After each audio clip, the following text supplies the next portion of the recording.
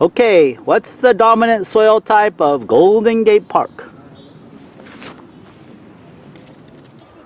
Okay, there's 3 dominant trees in Golden Gate Park. They comprise 90% of the forest canopy. Here you're looking at 2 of them. See if you can name them. Don't? I'm not touching that hand. If you just climb the tree and you only have it on this hand. This here tree is one of those trees from Golden Gate Park that we talked about. One of the 3 main trees that's grown for the canopy of the park. Didn't get a chance to show it to you earlier, so here it is. There's the bark on it with a bunch of lichen. But that's the tree. There's the bits of litter that it leaves on the ground. I'll give you a hint. Those things are... There's 3 needles in those. And here's its cone. What's the name of this tree? Here we are in the meadow over here by Sharon Art Studio. And we're looking at one of the other 3 trees that make up the dominant canopy of all Golden Gate Park. So here it is up here.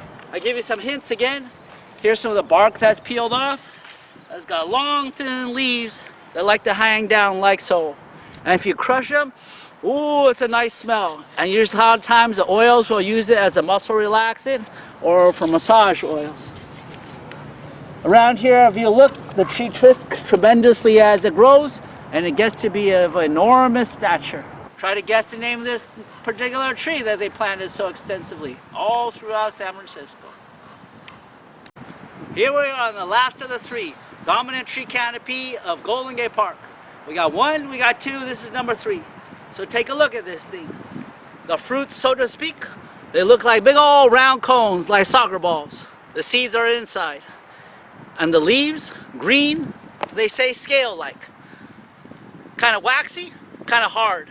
Doesn't look like it'd have trouble breathing at all. And this particular one also hails from California, but down the coast a little bit, where it grows kind of all angled and wobbling down on the sea cliffs. Close to Lover's Point, the aquarium, Point Lobos. All right, I'm just dropping hints here. Okay, what was a tree that was here before Golden Gate Park was made? And this here's the tree. We're gonna go up it. Come back around. If you look close at the underside of the leaves, they have a character called hairy armpits at the base of the leaf veins. All right, here we go. And the native peoples, they love to eat the fruit of this tree. It was poisonous, so they'd have to leach it. All right, what's the name of this tree? Let's go. Good afternoon. So here we are in front of the Japanese tea garden. Check out how these trees up here are pruned. And over here to the side also. What do y'all think? Are these high maintenance or low maintenance? High or low? Here we are from the DeYoung Museum. We're looking up at some palm trees. So you're gonna have to identify what kind of palm these is. I'll give you a few hints. 1, it comes from off the west coast of Africa, little islands called the Canary Islands. 2 is a group of palms. If you look up a little closer at the leaves, they got big old spikes at the base. So if you're a tree worker, you got to be careful working around them. And the name comes from a mythical bird that springs from the ashes. All right, that's all I can tell you. Let's pan all the way down. Woo, there's a lot of this palm. Here we go, we're walking on the ironwood, ipe wood, little boardwalk. We're gonna go see a vine. Here we go. We're coming up on it. Some steel poles. And here's the flowers. So I'll let you know this one. This one's called wisteria. And it hangs gracefully down, little pea-like white flowers in this case, somewhat fragrant. But I want you to look at this design. Look at this steel. Look at all the vines that are going all through there. And I'll show you another one. Here's right next door. Steel posts and these little vines all caught in between. So from a design sense, what do you think is happening here to this poor little wisteria plant? As it crawls up through the middle, goes in between and struggles to make its way to the top. And this is about 10, 12 years later after it's been planted. So think about this a little bit.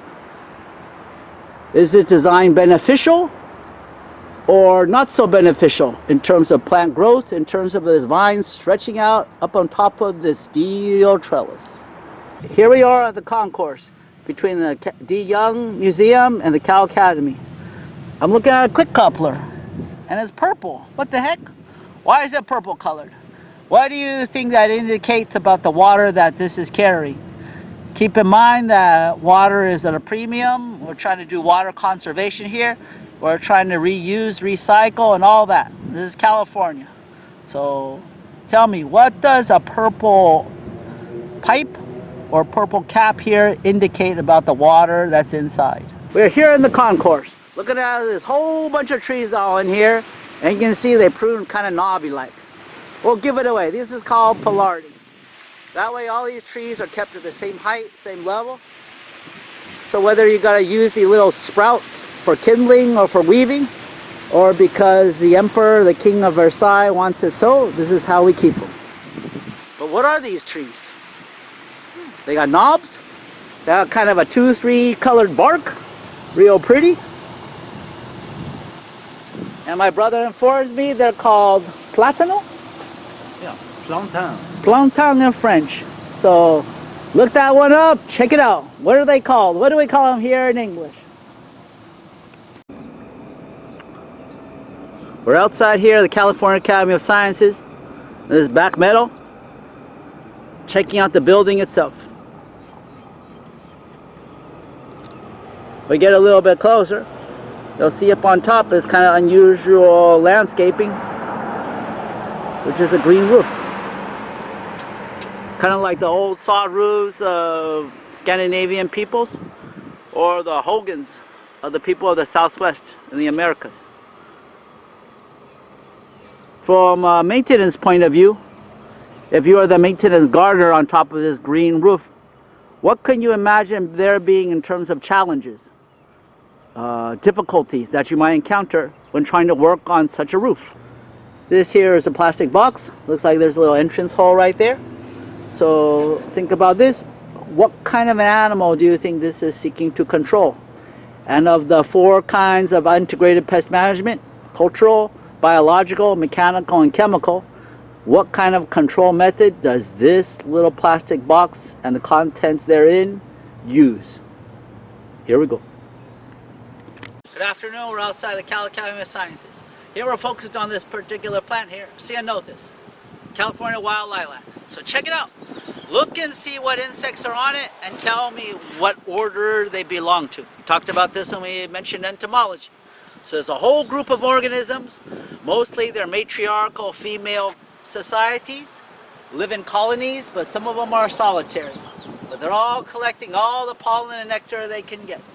So what group, what order of insects? All right, here we are at one of the entrances to the National AIDS Memorial Grove. We're here to look at the plants, but also the rocks. So we'll come a little bit closer, check it out. Look at these pieces of rock. These pieces of rock. Do they remind you of something? Are they recycled materials? Where do they come from? That's your question. And we'll head on down the slope. Here we go.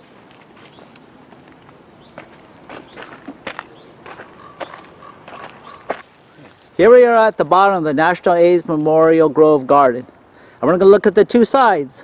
One faces the sun, and the other faces a little bit more shady. This is north facing. I want to go through and look at the plants they're in and see if you can discern a pattern between the sunny side and the plants and the colors and the shady side. All right, here we go. Here we are looking at these plants. So I want you to take a close look at these plants as we pan them and see what makes them all work together. It's something aesthetic. So here we'll go, we'll start on that side, let's take a look.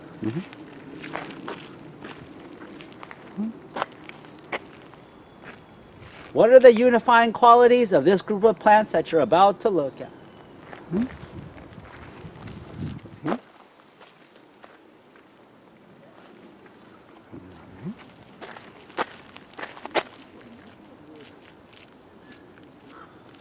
We're here on the north side of the National AIDS Memorial Grove Garden, looking at these plants behind me. So we're going to go in for a little bit of a closer look. But the question here is, think about what kind of plants are these in terms of their ecological requirements. That's to say, sun, shade, water. Do they like a lot of water, a little water? Drought tolerant? And then the soil type. What kind of a soil do you think these kind of plants like? So we'll start at the foreground. Here's some myosotis, forget-me-nots. Going by a little Daphne. Coming up on good old rhododendron. To the right, some sword ferns. Some lady ferns. And the high up in this woodland canopy. As we go. Graceful green trunks. Looks like Japanese maples. So, what are the ecological requirements of this group of plants? Yes. Hi, good afternoon. So we're here out from the Conservatory of Flowers. And this year it gets planted. Every year it gets planted twice. My old teacher and buddy King Sip, she used to be the nursery manager down here. And they put out requests for all the supervisors. And the supervisor would sign a sheet and asking them for what kind of annuals do you want to plant? How many flats of annuals do you want planted out? Thereafter, they grow up, the supervisors would get them and they plant them out in their beets. This could be down at Civic Center, Union Square, or up here in the Conservatory Valley. So check it out, these are the flowers that we're looking at here. We got primulas down here, we got poppies up here, and all sorts of lissums and everything else all out throughout. So my question for you is, are these annuals or are they perennials? Take a look. All they were doing outside was making sure they had carts in front so that people didn't have to go around. Start. All right, so we made our way over here to the side of Conservatory Valley. We're surrounded by a garden full of beautiful plants, but they're all united by a particular characteristic. So that's the question that you'll have to find out. I'll point out a few of these, you can take a look at them, but there's something that unites this whole group of plants all through here. So think a little bit about that. Right here to the right of me, we have an agave, really nice. The old timers, sometimes if you peel off a spine and pull it all the way back, then you got a needle and a long fiber, good for sewing. It's full of good fibers, making nets, fishing line, everything else. So here's an agave. But here, right behind it, something that looks very much like it, pokey spiny, comes to us from Africa. There's an aloe. This from the Americas, this from Africa. And it goes all the way back. Here's another aloe right here. And a whole herd of aloes all through back there. That one, aloe arborescens. Good for making cattle fencing, so to speak. Live cattle fencing. So touch these plants a little bit. Squeeze them. Note that there's something within that unifies this whole group. What is it? Alright, so this here is the site of the city flower of San Francisco. Do you know what the city flower of San Francisco is? Well, here it is. But right now, it's kind of in dormant period. The society hasn't planted them yet, but they're in the ground. It's a funny plant, looks like a big old tubers, almost like a sweet potato or something. Later it'll come up with a shoot. Beautiful flowers of all sizes, colors, look like shooting stars, look like firecrackers, everything. And originally they hail mostly from Mexico, but they are our city flower. So come take a quicker look, closer look, and see if we can answer this question.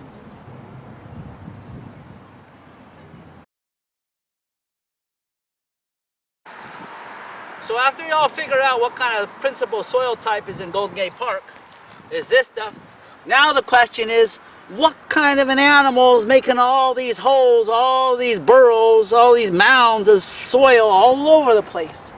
So take a look. It has some real long teeth, and if you're a gardener, you gotta be trap them or kind of get rid of them time to time.